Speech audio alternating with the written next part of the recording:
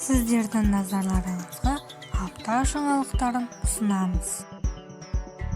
Жаңа атаулар заман талабы. Ел тәуелсіздігінің 30 жылдық мерейтойының құрметіне Павлодар қаласының бірқатар көшесі қайта аталуы мүмкін.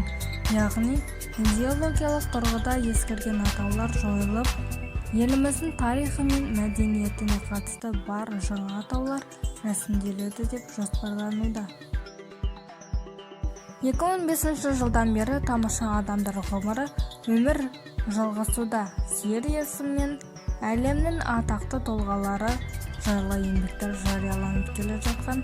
Бұған дейін оқырмандарын қазақстандықтар арасынан тұңғыш президентіміз елбасы Нұрсұлтан Назарбаев пен қазақтың айтулы ақыны Олжас Сүлейменовтің саяси өмірбаянымен таныстырған Мәскеудің «Молодая гвардия» баспасының бұл жылғы таңдауы тағы да біздің отандасымызға көрнекті мемлекет және қоғам қайраткері, саясат ғылымдарының докторы, дипломат Тайыр Мансұровқа түсіпті.